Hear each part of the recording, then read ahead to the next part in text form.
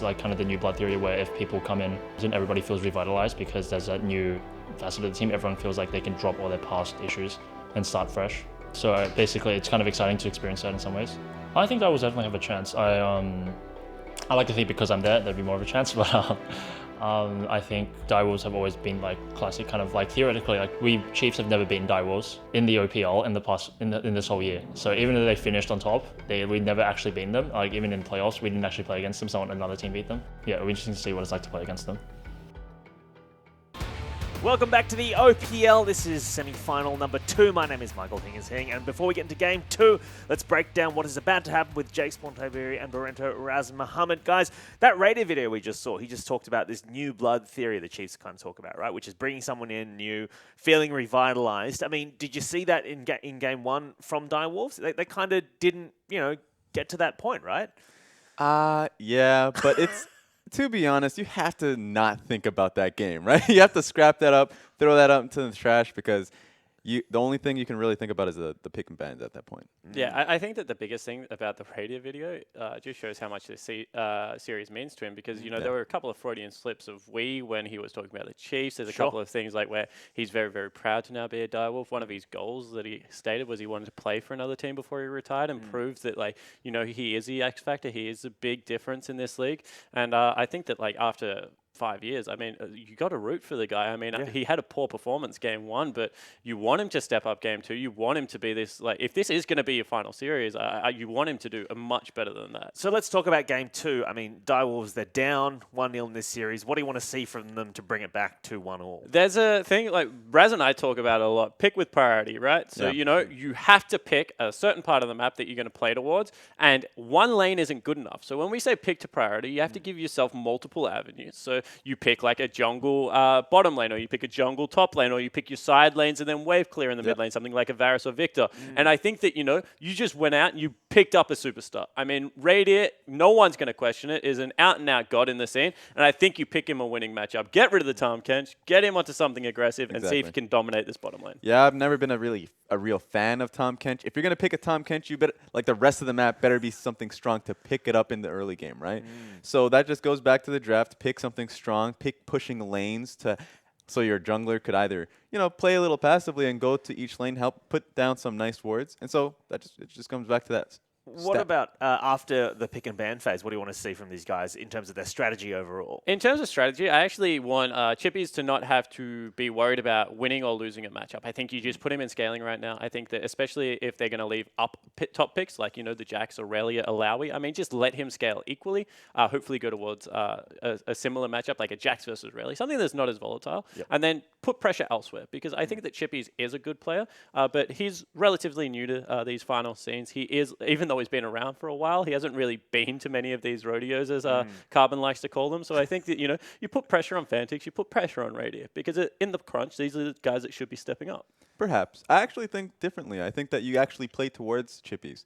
I think the Direwolves did an incredible job at, or at least throughout the entire split, of letting Chippies go, ganking for Chippies, even having a Twisted Fate and playing towards that. If that's a winning strategy for them, I think you keep going for it. I agree, but my problem with it is that the Chiefs have done it for 5 years better than anyone. And this is my problem with Legacy doing it against them. If they pick Twisted Fate, you're going to get a Talia pick. If you play towards top lane, they're going to put him on a Maokai, they're going to pick Nidalee, and they're going to camp the heck out of the lane. I mean, no team has ever been able to play top lane priority in Oceania. They do it internationally very well, I will say that, and beat the Chiefs. So if you're going for it, you better be damn confident that it's going to work, because otherwise you're just going to be another list of players that have failed to play top lane against this team. But that's the thing. Direwolves are the second best team. Almost got first place, right?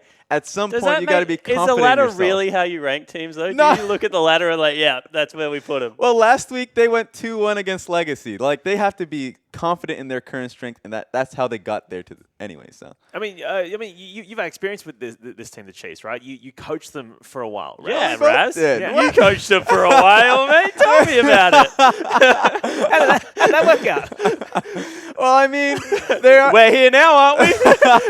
Apparently, it didn't work out too good. good. No, in all seriousness, I've actually spent a lot of time with both Direwolves and Chiefs players, to be completely frank, and I think that they're very similar teams in how they set up, which is why this should be a close series. All right. Well, that is enough from us here at the analyst desk right now. So earlier tonight, Fish spoke to Cibil. Let's see what he had to say before tonight's match. Hello everyone, I'm joined here by Cibil from the Direwolves. They're about to take on the Chiefs in their semi-final match of the OPL. How do you feel about going to this match, Cibil? Yeah, really good. We've been practicing all week, working really hard, and I think we're going to really take it to them this series, yeah. Well, that's great to hear. I mean, you guys just picked up Radio, who was from the Chiefs. You traded him with Rays. How has he been working with the team? Is he meshing well with you guys? Yeah, really well, actually. He's a really good teammate because he's just been around for so long. He's got a lot of experience. So having him on the team's been it's really refreshing, I suppose. So that's made the team environment really good. I think Rays is a really great player too, but I think Raiders' experience puts him above him. Well, that's great to hear, and hopefully you guys do well tonight. Good luck on your matches, and thank you so much for your time. Thanks, Maxi. Thank you very much, Fish, and of course, Cibil. And Cibil, talking about the refreshingness that is having Radier on the roster. His veteran status, definitely a big deal, but did not quite cut it in game number 1, Rusty. And do you think it comes down to draft? Do you agree with the desk? So I think draft is the biggest deal, and it's honestly the only thing the Direwolves can take from that first game. They got dismantled past the draft phase, so they need to go back, they need to reset. It's effectively now just a best of 3 for the Chiefs, but Direwolves, they may be 1-0 down. This is their real game 1. This is where it actually starts for them, because game 1 was a wash. Yeah, and we've seen the Direwolves in best of 3s, best of 5s for a very, very long time. This is a team that does like to fight back. They were known as the team that drops game 1. Game 1's almost always a wash, and then you don't worry about it. Hasn't necessarily been the theme for this split, but certainly has in the past, and we'll see whether they can go back to it. As you can see, once again, into Champion Select, Talia, Karma, LeBlanc, once again the bans here for the Direwolves as they remain on the blue side. Of course, teams choose their sides in these best of 5s for each respective game. And it looks like the Chiefs have been choosing some red side. As Mal's, Vlad, and Siva, once again, the bans over their way. You can't help but accidentally say puns. Direwolves are always going to be considered the underdogs in this matchup. Right now, with the drawing board having been hit, a similar strategy is going to be seen as they kick it off at the very least, but the real problem was that Aurelia. Yeah. Swiper taunts a little bit. He does, was hovering that for a moment, then hovered the gangplank. What a jerk. Needs to hover Renekton just a little bit. Before they lock in Lucian Brawl. Yeah, well, are they just going to do that, or do you think that they now priority picked the Aurelia knowing how important it was? They could, but I don't think they will. Well, certainly haven't done it on the side of Swiper as he just locks away the Braum. Ejim breathes a sigh of sadness as he once again has to get on the doorman, but he's just so incredibly strong. Yeah, Braum's a pretty big deal, and one of the reasons it is strong is because you usually couple the Lucian with it as a denial from Raider as well as a pick for Raze. He did look good on it. Yeah. Locks in their bottom lane, puts a lot of their strategy out to the forefront though of this drafting phase and makes it quite abundantly clear that they want their bottom lane 2v2 to win. Well, we'll see whether this is where Direwolves deviate from that draft. As of course, in the very, very early game, Radier and Regret did absolutely fine in that 2v2. They were okay, yeah. It wasn't the problem that they were losing lane or anything. It was that Chippies was getting killed by Spooks. And jungle pressure was our first concern because it barely existed for Direwolves except for middle lane, where it was getting attention. That was also where Chippies was hoping to just hold on, use his ultimate, focus middle lane, and just get Fantix going, keep Swiffer behind. But Swiper got going on the opposite side. So this next part of the rotation for the Direwolves, they can go for the Cassiopeia again to take it from Swiffer and give it to Fantix, but I wouldn't go Tahm Kench. I'd probably go something like a Bard if I was going to go support. Well, at the moment, Fantix looking at the Aurelia, thinking about picking away Chippy's one first. Chiefs do like to give Swiper that priority pick, so would have to pick his top lane blind anyway, and there's Regrets Alistair to be locked in. There were whispers about it throughout the day. Are we going to see it? Is Radier going to go back to the Callista?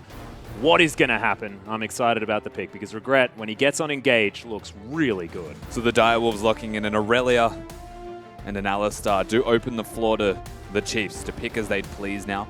Yeah. In response to that, they know that it's going to be a Braum Lucian into the Alistair, so Direwolves have that advantage with their AD carry pick. And Chiefs, you may expect them actually now to pick for their top lane and highlight their mid as a counter. See what they go towards. Yeah, we'll see what the decision is, as Swiffer currently having a look at the new Rise, the Realm Walker himself. We'll see whether he's going to be teleporting minions around this map. Do love that particular new change, just because you can take a creep wave and run away with it, but he's not going to do it. Cassiopeia is going to be locked in, and Spooks actually going to be on the early ganking jungler of Elise. Yeah, so they actually have a pretty good composition here out of the Chiefs. They've got the forward-moving Cassiopeia where the Lucian can stand behind you and be protected. They've got the Braum for that exact thing, so it doubles up well, and they've got the pick that is capable out of Spooks. It was a 4v4 unit. This part of the Chiefs looks incredibly powerful and potent, with Swiper yet to round it out. Knowing that he's against an Alawi, they can make the assessment of what Direwolves do now, whether it's more appropriate to be like a Renekton or more appropriate to be like an Alawi.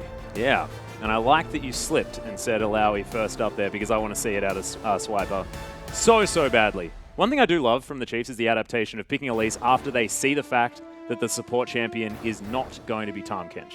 Because, of course, single target lockdown nullified quite effectively by that guy, but no Toad on the Rift means that they can go for this sort of pick composition style. As they do it. Wow, okay. So Fantix back onto his #1 comfort champion. Egypt completely baffled Why would by they do Radier's this? Jinx pick. He's a bit confused. It is going to be Alistar Jinx as a bottom 2v2. That doesn't seem that strong. It's not that great, but it's a longer ranged AD carry compared to the Lucian. Yeah. The Alistar into the Braum's always been an okay matchup. You should survive as an Alistar Jinx. Not really the cause for concern in a 2v2 directly. Perhaps the Braum Lucian has a little bit more strength, but that'd make sense. Anyway, one of the big strengths that a Jinx does have is the ability to take down turrets with your minigun. Yeah, and true. So if the Direwolves do decide that at 6 minutes in the game they're going to go back to top lane, it could be more efficient with the Jinx. Well, we'll see whether the Radiant is going to be able to navigate the early stage of this game, because it is going to be very hard, and a target will be painted on his back. Of course, Cibil probably telling him right now, if we were to see you playing Jinx, I'd be sitting in a brush for 16 minutes. As there's the Alawi from Swiper, is going to lock that one in towards the top side of the map. Of course, Prophet Rusty making an appearance once again on the desk, as the Chiefs put themselves together a very Chiefs-flavored composition. Yeah, it definitely is. And the beauty about this Chiefs composition and their major purpose in this game is having the Direwolves just come to them. Yeah. If the Direwolves are attacking the Chiefs, you've got the Alawi to place the ultimate, the Cassiopeia to stun everybody, Raze to run backwards and kite, with Spooks doing the same thing, throwing down cocoons. It is seriously just about having Chippies come at them or Fantix port at them and just blowing them up. One thing I do like about the Direwolves composition, as we say that, is the fact that they do have a lot of abilities to go in. Of course, the explosive cast out of Cibil, we've got Headbutt Pulverize from Regret, Chippy's getting some sort of massive flank, and Fantix just taking aggro and then rift walking away. We've seen this guy do incredible things on Kassadin, but I'm just really scared for the Direwolves composition if they fall behind. Yeah, I mean, there's always going to be a problem if they fall behind against what the Chiefs have to offer. There's a lot of strengths when they're moving forward. They have momentum. And it's the interesting contrast between both drafts right now. The Chiefs are saying, come at us. Yeah. The Direwolves are saying, we're going at you. And they've both built strength for that exact thing. Yeah, and do the Direwolves now rely on a lot of Cibil's help to help multiple lanes? Is that what this one's going to be all about? Absolutely. The same thing as the first game between both junglers. It's how they can influence, where they can influence, and when. We've got the Aurelia top lane. Perhaps Chippies can snowball and do what Swiper did in game #1, but on the opposite side of the rift for the Direwolves this time around. And if Cibil gets up there and actually ganks it, might come true. Yeah, and we'll see whether it actually does, because, of course, a lot of early gang pressure on the Gragas, a lot of early gang pressure on the Elise. Both of these junglers, once again, with a bit of a microscope over them. We heard Cibil in that interview with Fish, quite confident moving into this series. We'll see whether they can turn it all around after what was a disastrous game #1 as we hop onto the Rift for game #2. The Direwolves quite confident. Everybody at home quietly confident about the Direwolves themselves. Yeah. And being 1-0 down is not the best way to start it off, but they are the comeback kings. They always love an uphill battle. They most certainly do. And now with a lot of comfort picks as well. Chippies, we've spoken about it. As soon as he made his way into the OPL, we were like, oh, the Aurelia main, it's turned up. Excellent.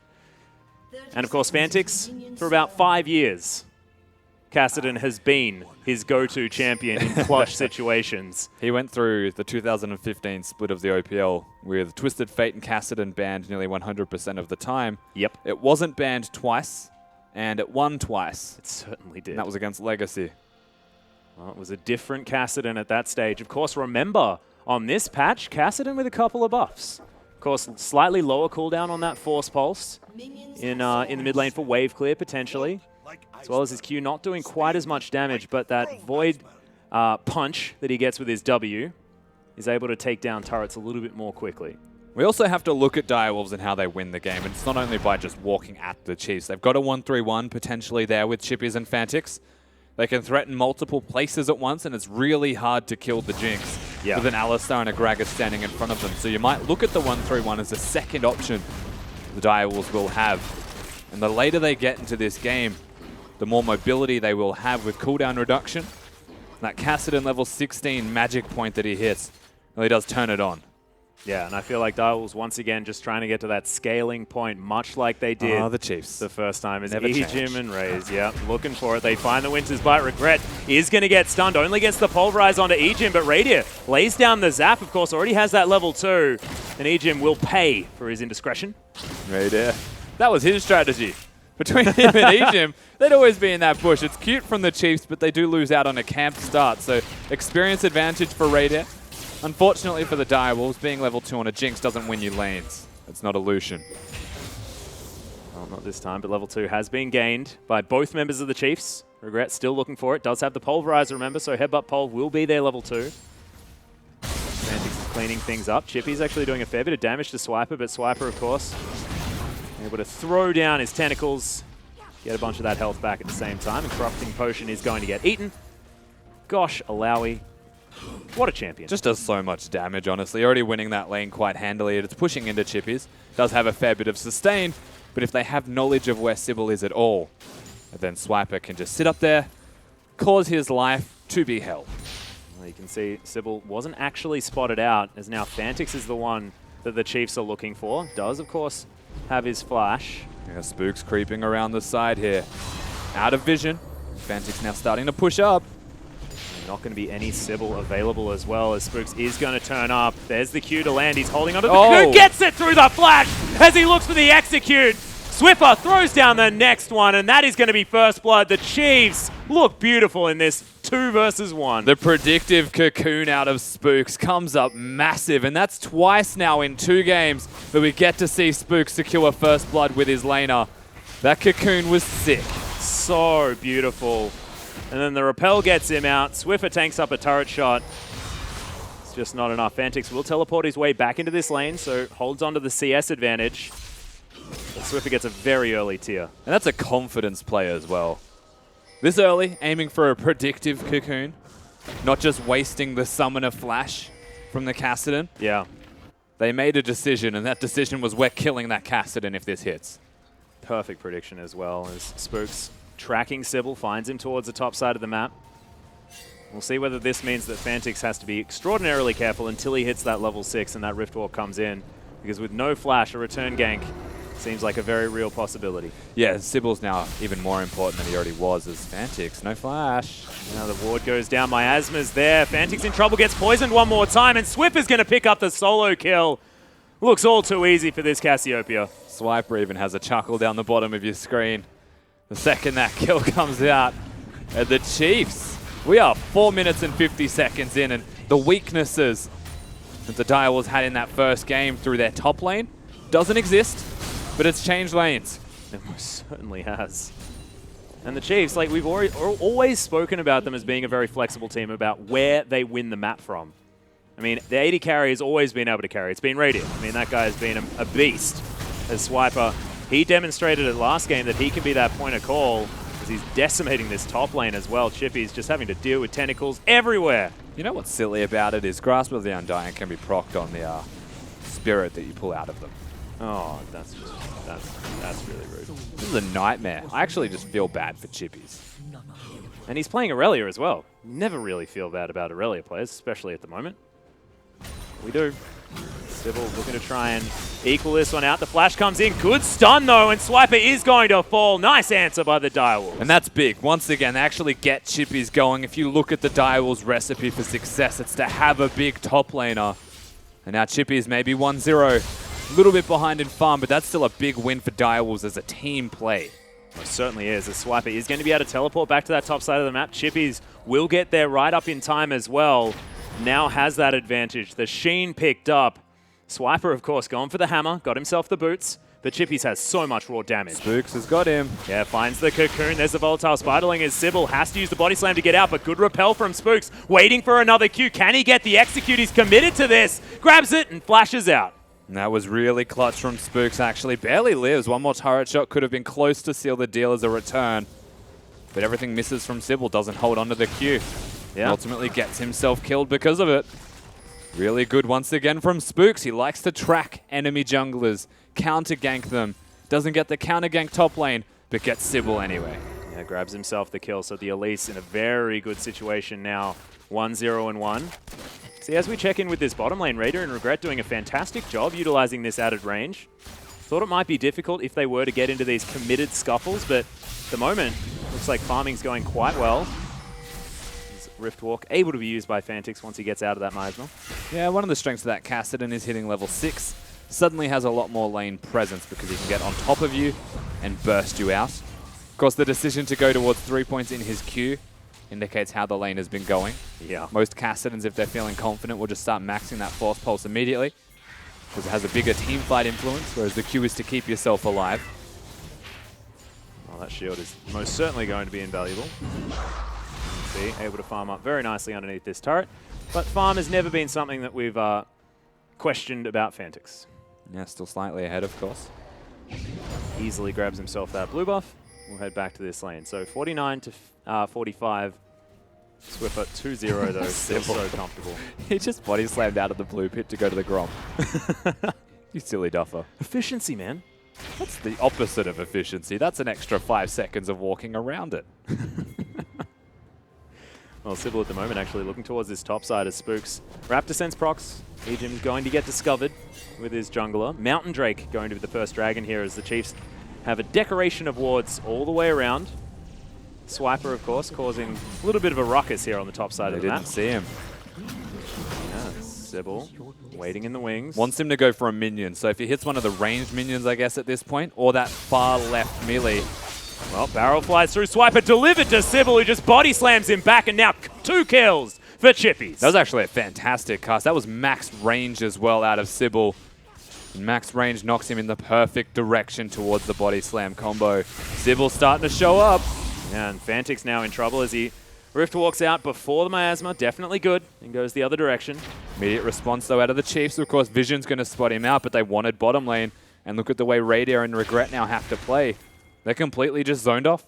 Yeah, all the way back.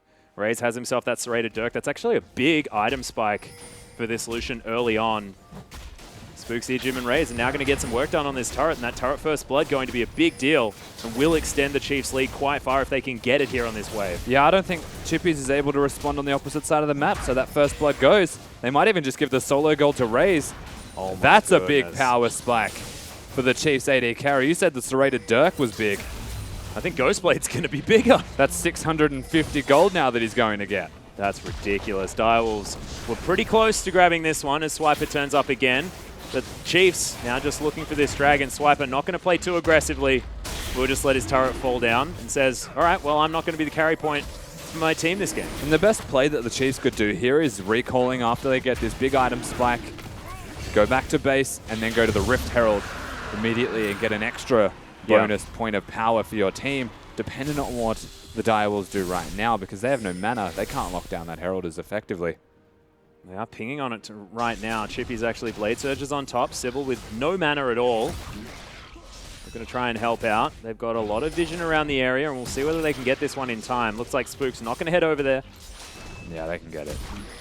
So I say one of the better plays was the Chiefs go to this on the assumption the Direwolves weren't going to go towards it, because this took them an awful long time to actually secure, but it is secured nonetheless. Yeah, Chippy's now going to be that split pushing force that we've been expecting. 25 CS in the lead as well, and 95 at 10 minutes. Massive for this Aurelia, highest CS in the game. Just shows how incredibly comfortable he is on the champion as Swiper against his former teammate. Looking to throw some tentacles. Radiant. It's got to feel weird. So almost weird. like solo queue when you play against somebody. Yeah. Spooks finds Fantix, does a fair bit of damage as well as Force Pulse was used. No Rod of Ages just yet. It's now Fantix probably looking for that catalyst. Yeah. No Rod of Ages, no catalyst, so he's not able to trade as efficiently as this move. Yeah, teleport's coming in. The ult comes down from Swiper. There's going to be a lot of tentacles here. Already takes down Regret, but it's going to be answered as Radier picks it up. Just Alawi things, I suppose. Yeah. He does get a 1-for-1 when there's 3 people there from the Direwolves, but they are looking actively to trade. It was the right decision, though, from the Direwolves. You can tell that Raider is taking a big part in the shot calling there. Yeah. Walks under the turret first and says, Regret, go. Go. Kill him. Do it. Don't be scared. Regret, I believe, had the ultimate as well. Just didn't have time to use it because, of course, Alawi, when she hits you with 15 tentacles at once, you don't expect it to do 400% of your health bar. Yeah. Might actually change his expectations here as Fantix now looking with Cibil. Yeah, Swiffer moving up towards his team, sort of. They're very deep, able to take down 2 turrets in their run through the top lane. Ray's now so strong. Cibil going to get discovered by Ejim as well, and Chiefs just know exactly what the Direwolves are trying to do this game. Yeah, and we highlighted how they just dove bottom and how it was the right move, but with the tempo actually still in the Chiefs' favor, they're able to get 2 turrets instead. Such positive moves once again from this team. They really are setting themselves up well to get towards this mid-game in a point of power. First blood goes to the AD carry of Raze.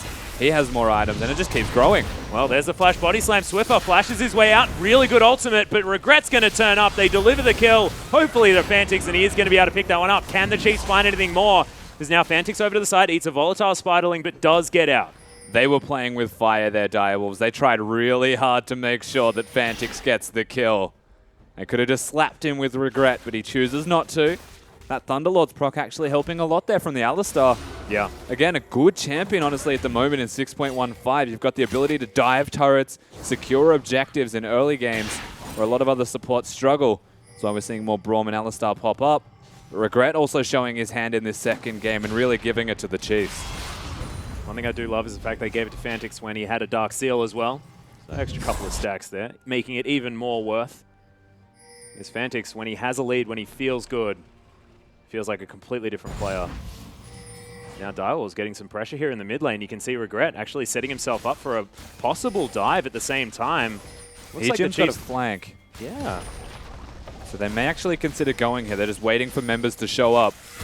Ejim gets in there, ultimate goes down, Radier gets knocked up as Swiper's looking to try and find his way in. Gets a decent E as the nice knockup comes out of Regret.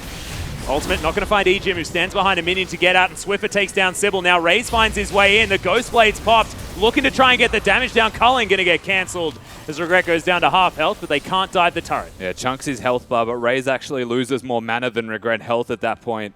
They are now turning the pressure around, though.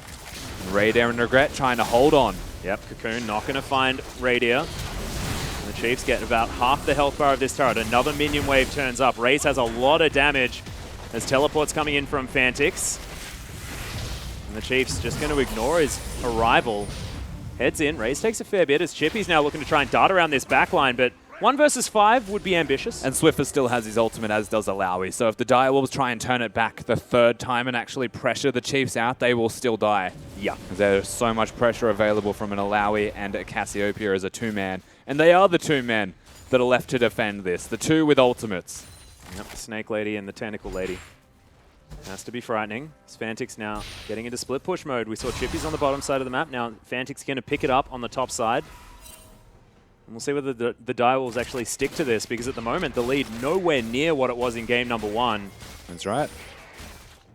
They're looking very comfortable, and they'd be happy to scale. You have to give a lot of credit to the Direwolves bouncing back from that first game, right? They didn't let it affect them. They are a resilient side. And both teams definitely in a honeymoon period where they've got those new AD carries, so feeling reinvigorated, refreshed, and ready to go in this series. It is a best of 5, and 1 game does not determine the outcome. So it's really impressive to see the Direwolves still here to play. Yeah, and when we talk about, you know, players that haven't had as much LAN experience, the only one you can really say on the Direwolves is Chippy's. And he's still been around for a very, very long time. Semi-finals here last split as well. Yeah, precisely. So this is a team that is full of veterans. Cibil, he went over to New Zealand to play at Armageddon a few years ago. Fantix has been playing for actually forever. I think he was playing League of Legends before we even knew what League of Legends was. Or maybe. No, I started about the beginning. I was saying before the conception of the game. I feel like he was already playing it pre-alpha. We call that Dota. Oh, well. Currently very, very comfortable. The Chiefs will be able to lock down this dragon. Looks like Direwolves actually caught napping on that one, as Spooks will be able to lock that one down. Yeah, they don't actually make an attempt towards it at all, the Direwolves. They concede the Drake to give the Kassadin farm. Of course, by himself means solo experience, which means level 11, so the Kassadin is getting bigger and bigger as time goes on and as his levels increase. Yeah. And because he had no teleport, he used it to defend that mid lane turret. It means that he's not going to be able to influence it. So the decision was made well in advance by the Direwolves. They don't want to defend. They want to hit these item spikes, these level spikes, and just general power they have for themselves and start to utilize that more effectively before the percent values of the Fire Dragon matter. Yeah, and right now you can see Radiant finishes off the Renan's Hurricane, so those item spikes that you were talking about are coming in. Trinity Force now there for Chippies, and Rod of Ages is stacking alongside that Dark Seal for Fantix. Looking like the Morellonomicon's going to come in second, so a lot of cooldown reduction like you were talking about before going to be there for Fantix. Yeah. Getting their items. Will start to look dangerous now because they can start winning team fights with these items. Spikes, that Hurricane's a big deal for the Jinx. Yeah. Gives immediate wave clear. Just a lot of strength in general. Those rockets already AoE crit. And having yourself a few extra bullets is pretty ridiculous on top of it. As Fantix clears out this pink ward. And Direwolves just looking like they have so much more of a plan moving into this game, and they're executing on it. They know 1-3-1 is how we're going to be able to win this game, and they're just putting it into effect, not getting bullied by the Chiefs. And I do feel like the biggest deal so far has been just that they have an Alistar. Tahm Kench was never going to dive turrets in the early game. They're trading as best they can, no matter how efficient or not it may be. And that gold lead is basically just the difference in turrets. They are still set up well enough for success, and Chippies is a beast right now. Swiper 1 and 3 down 40 CS. Yeah. He's not having a great game, and at the moment, this series is starting to sculpt itself in a way that the team that has Aurelia wins. Yeah, well, it has been sort of the story of this semi-final so far. The moment you can see Chippies with an 1100 gold lead over his lane opponent. Well, we've spoken about it before, Chiefs with other avenues to find themselves success, but every single position is winning in farm for Direwolves this time, apart from the jungle and the support. Which don't really matter. The two that don't matter as much, you're absolutely right. We're waiting for that big spike from the Chiefs, I think, before they start to make decisions. This is a really interesting and, I guess, delicate part of the draft that's gone perhaps awry for the Chiefs. Is the Direwolves aren't just going at them. They're just hanging out and farming. Yeah. And how do the Chiefs engage if it's not a Cocoon that's followed up by a Braum flank or a Flash Cassiopeia ultimate? I think we're going to see it in a minute, Rusty. Because there's a Mountain Drake, there's a Cassiopeia, there's an Aurelia, there's a Lowy that really wants to be inside a Baron Pit and say, hey everyone, come and try and kill me. It'll be funny. Yeah, definitely. I think the Baron's actually a big objective we will highlight and look towards. If the Chiefs ever kick it off, it gives the best opportunity once again for the Direwolves to come at them. Yeah. Which is, of course, how the Chiefs want to play this. So the Drakes, you can see it's 2-0. That's what the Chiefs should be doing. The Baron is that other big turning point. But it's an Alistar that can get inside that Baron Pit. It's a Gragas that can throw you around as well. And Aurelia to cut you off if you do lose that. And so the Chiefs might start the objective. They might stand and deliver. But then they're going to be losing resistances.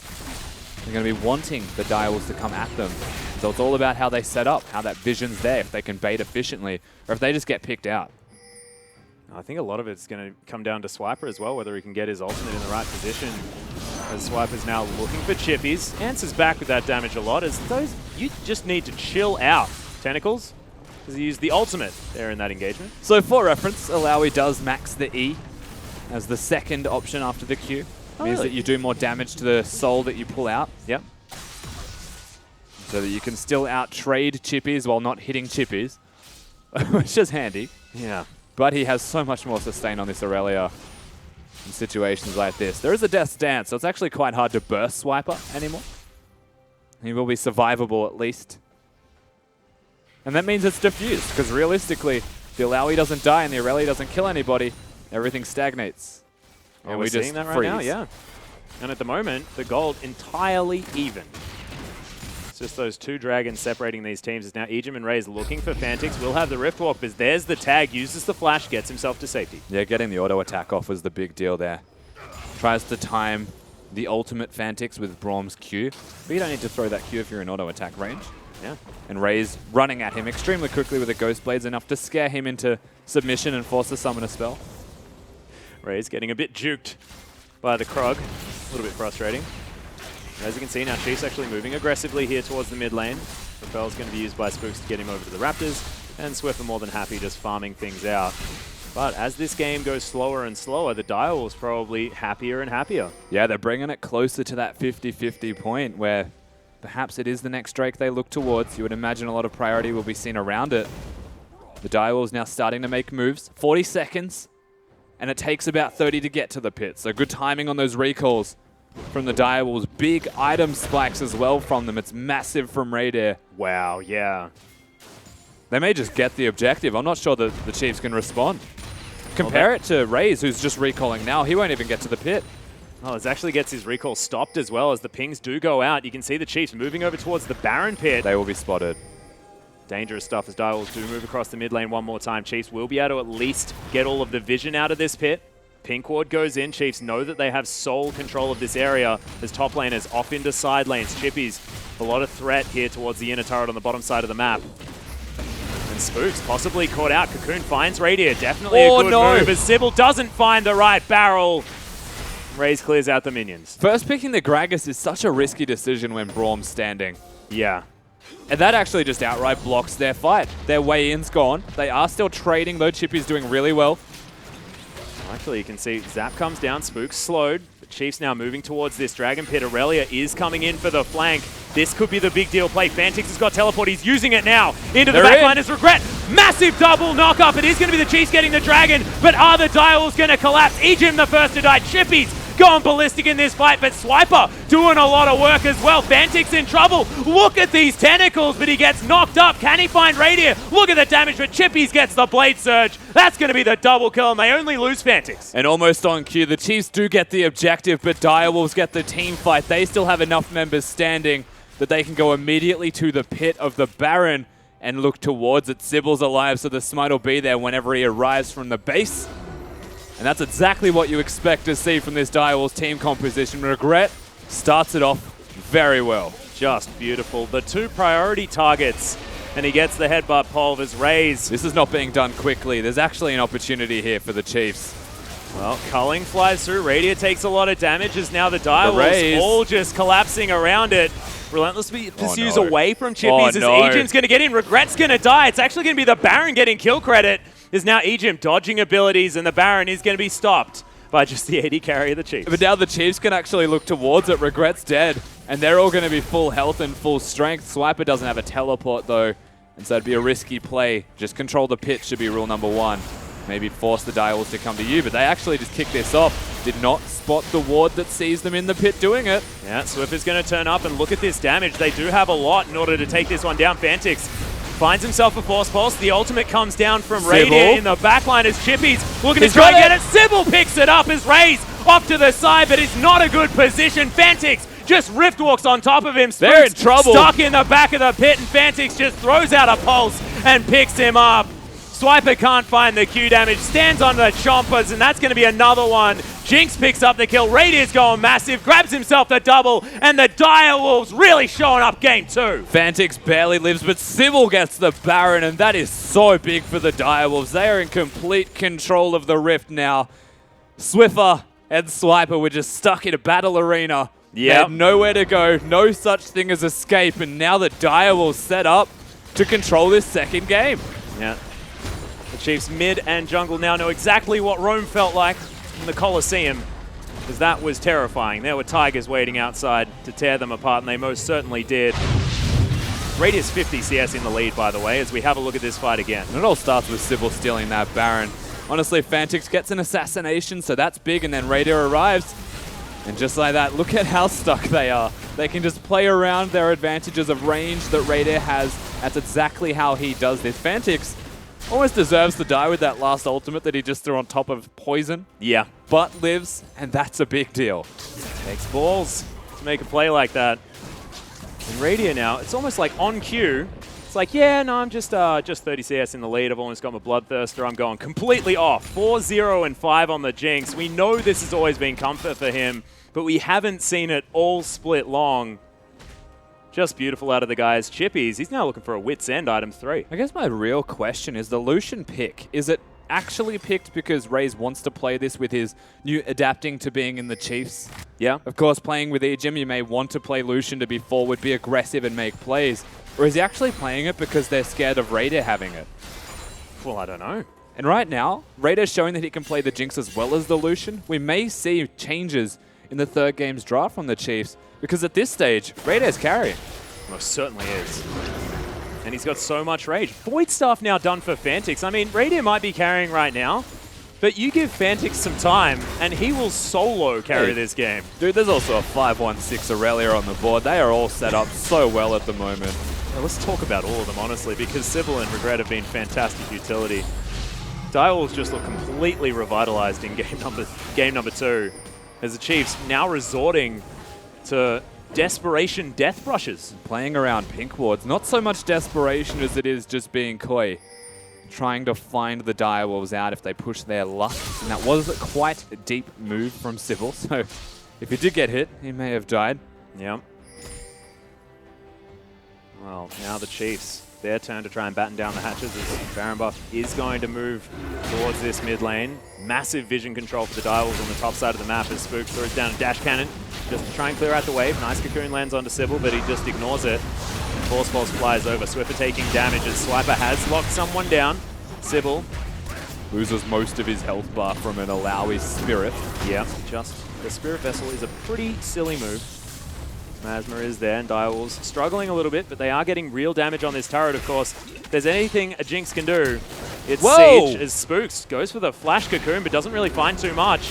Now the Chiefs looking to see what they can do. Another Soul Vessel comes out as Raze, looking to try and get it done. Super Mega Death Rocket flies past Spooks, but you can see Cibil in trouble. Fantix dives underneath, gets exhausted as Radier's off to the side, but has he been picked off? Oh my god, the Snake Lady falls! And Radier's now trying to kite. Can he get the work done as Spooks and Swiper on top of him? They do manage to take down the Jinx, and the Chiefs have won the fight somehow as Chippies and Cibil limp away. The smallest of health bars on a lot of the members, and the Chiefs, they barely get that fight, but they do. You look at how they want to fight these team fights, it's literally just have the Direwolves come at us. Yeah. That's exactly what happens. They try and engage under the turret. The Braum door's there to block it, and now we're seeing the back and forth nature of both of these team compositions and how they want to play this out. Radier was so damn close to winning this, but the early ult blown by him is honestly the difference, because Fantix too deep by himself, just kiting around. If Raider had his ult here, this would be it. Yep, just done. As Raze gets over to the backside, Regret with a really good pulverize, but it just wasn't quite enough. And look at that, that was one more rocket, and they were dead. Well, now at least he does have a QSS. He's finished the Bloodthirster. There's a Wit's End on Chippies. We've got 6 stacks on the Dark Seal for Fantix still. He's very happy. But Phantom Dancer now there for Raze. Cibil looking for a potential engagement, and that is another Dragon for Chiefs. They certainly do have an insurance policy this game. They definitely do. 2 Fire Drakes, 2 Mountain Drakes. They are set up. Direwolves still looking forward, but there is a Braum there to deny this. Chippy's actually teleported in. Try and get down for this one. Fantix still has his. Explosive cast used for disengages. Cibil has to get face of the mountain as well. Still very scary, as Cibil does have a lot of health regen. Lots of ultimates burned, though. There's the no Cassiopeia ultimate available. Lucian also has the Culling, and Braum's is not up yet. Yeah. And it's just the cask thrown by Cibil, so if they regenerate their health bars, they can set up around this Baron, and by pushing the Chiefs into their base, it gives them space to work with to do exactly that. Well, minute 15 on that one. Elder Drake is going to be the next Dragon as well. A big deal pickup for the Chiefs. Double Mountain, double Infernal means that if you get an Infernal Drake for that 90 seconds, you are basically gods. Chippies. A lot of fun. That just feels so why did he Equilibrium good. strike that creep? Just wanted to do all of his buttons. He certainly did. Now has no mana. He did them so well, though. Needs to go back to base after placing that pink, given that the Baron's up in 45 and he has no teleport or mana to his name, as you mentioned. Well, is it going to be the GA completed? Because that would be such a spike. No, looks like just a Negatron Cloak comes in. A lot of magic resistance and armor, though. The GA there would have been massive for him. But he's still got an abundance of resistances as the supports have it out. Yeah, get the horns. Regret showing Ejim who's boss. He dropped the 9. Now there's only 1 Regret. not sure which one that was, but it must be important. So we're going to discover the vision with that Raptor Sense, but they do have the immovable vision of the Rift Scuttler now in perfect timing. And whilst we're looking at Raider, one other big thing is the QSS that he has with the Bloodthirst. The two half defensive, half offensive choices for this Jinx. He's going to be really difficult to take down. Yeah, and actually has Fervor of Battle, so a lot of extra damage on the one target as now they're looking for the engaged. Chippy's actually dives forward. Fantic's dead. Swiper grabs in, Raze picks up the kill as Ejim delivered to probably where he wants to go. Soul Vessel going to get taken down as Chippy's is now slowed. Regret's going to die in the Chiefs. Massive team fight win already. Direwolves just a little bit over-aggressive. Again, Direwolves running at the Chiefs is exactly where the Chiefs want to be. The minions will come, they'll get these turrets and now threaten the Baron with 2 members dead of the Direwolves for such a long period of time. You would expect that this will actually just be the Baron taken. However, they are moving Direwolves. This is going to die like a blue buff. Look at this health bar. Twin Fang doing ridiculous work. Uses the ultimate to zone. It is going to get taken down as Raze is the one that secures it. Radier now trying to run away. Cibil has to dash over that wall.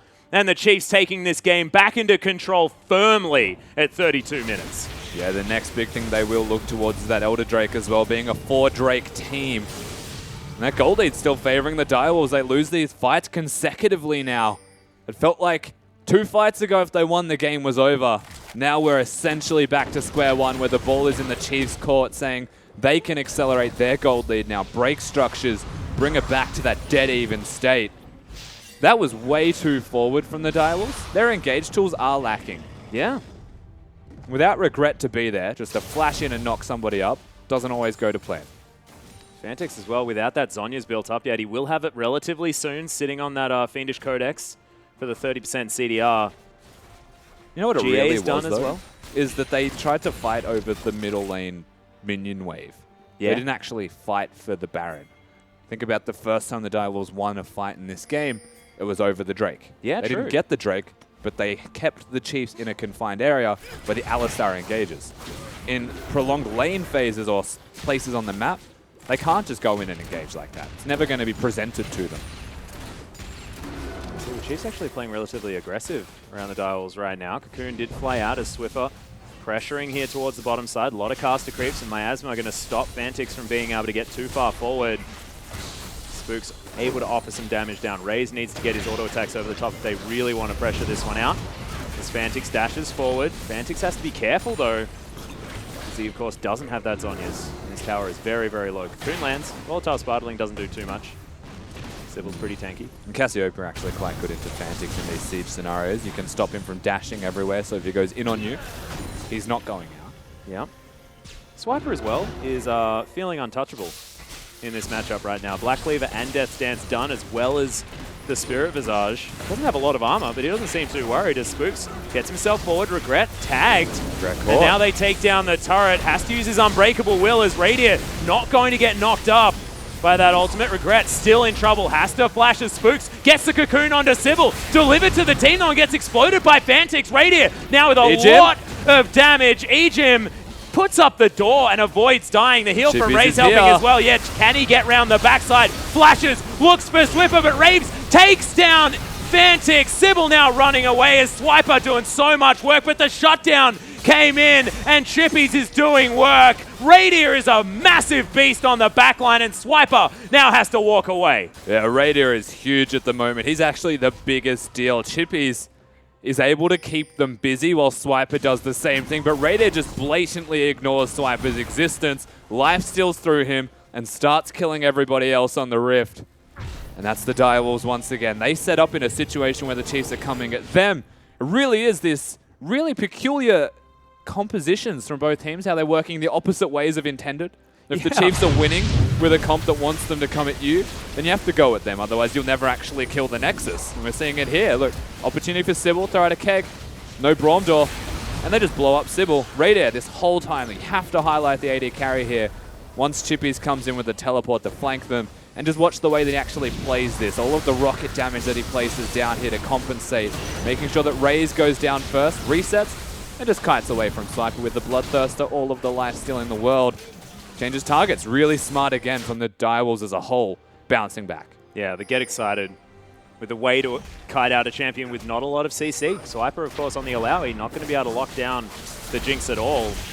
Now has a rapid-fire cannon, going for the last Whisperless build on Radiant, recognizing the fact that Swiper, I mean, he's going to be picking up what looks like Asterix Gauge as his next item. Yeah. Won't have a lot of armor this game. There's not a lot of armor on the side of the Chiefs in general, even like a Proto Belt Elise, and Ejim's biggest utility is the door. That'll most likely have an Aegis instead of a lot of armor himself. This really does set up Radair well. Well, Lives. Gets caught by Swiffer. Does use the QSS, gets out of a lot. Dash cannon from Spooks, just used for fun by The the Elder looks. Drake is live though, and by Radair being low, he does have lifesteal, but this is effectively just gone. Yeah, the Chiefs with these Mountain Drakes doing a lot of work. Super Mega Death Rocket comes in, but it is going to be the Chiefs locking this one down. Cibil already in right the back of the pit and just dies to all of these tentacles. Fantix does the same thing, and Dial's now a 3-man unit running for their lives. And that was a miscommunication from the Direwolves, if ever I have seen one. The Elder Drake just goes down. Cibil wants to steal it. Fantix also gets in there. And by these two being dead, and with all of the buffs available to the Chiefs being on them, they should actually look towards this massive siege. And look at that damage. What the heck was that? A lot of damage, I believe, is what that's technically called, and it's going to happen again here to this inhibitor turret. Chiefs utilizing this double mountain Elder Drake to rip apart the base of the Direwolves. Still going. Yeah, looking to continue this push. There's the flash forward, actually. Cocoon lands onto Radiant. Doesn't have the QSS. Look at the damage. The shutdown comes out of Swiffer. Chippies is trying to get the work done. That is 3 Swift kills. And the Chiefs just want to finish the game. 38 minutes in. Both Nexus turrets die at the same time. And it looked like a Direwolves victory, but it's not going to be as Chiefs make it 2-0. A Baron, 6,000 gold in the lead, and still not enough to take down the Chiefs. What will it take for the Direwolves to get a victory here? A strong bounce back from that game 1. Yeah. But no win. What it has done, though, is demonstrate the fact that the Direwolves can certainly do it. They need to make better decisions in the late game. Honestly, there are a couple of kerfuffles by a few of their players, but that was a legitimate lead that they had for themselves. Approximately 7,000 gold at one point. Direwolves looking fantastic. Just unfortunately, the Chiefs getting a couple of those fights that they really wanted and were able to pull it back. Absolutely right. They had a big top lane Aurelia from the side of the Direwolves. The Jinx was huge, had all of the items in the world. Cibil was engaging wonderfully for them. But first things first, it always comes back to that draft. The Braum actually just denied them the entirety of that game by putting up a single spell and blocking their one engage tool. Yeah, and they just didn't have the option to try and throw out those Super Mega Death Rockets. All of these options that the Direwolves did have was just negated, to be perfectly frank, by that Braum pick. And it was very similar sort of champ select for the first couple of rounds. Yeah, it was. And I mean, coming into this third game, it's only small details this time, which is impressive. Yeah, we'll see whether those bans change as we throw it back to the analyst desk to break down game number 2.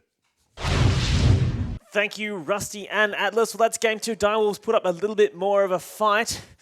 Jake, let me start with you. Let's talk about their composition, shall we? It was a similar kind of style to game 1. Similar, but I think that this was much better out of Direwolves because they had huge scaling presence throughout the game. And, you know, they didn't get dragons and things like that, but Kassadin at 3 items plus, Jinx at 3 items plus, late game Gragas. This is a composition that puts a really big clock on the game. I mean, if you're getting to late game team fights where everyone has heaps of like 6 items, then you should win with that composition. Sure. So I like the fact that Direwolves kind of threw the gauntlet and said, we're going to take you late, see what you have there. Yeah, exactly. But that comes with the massive risk where honestly every lane from the Chiefs should have been able, and they did, to pretty much shove them in, go to the jungle, have priority, and it just didn't go their way. Yeah, but this is one of those weird comps from the Chiefs where I love the comp and I hate one thing about it because I think this is a brilliantly crafted comp. I think it's good from behind and in front, good wave clear, all those things.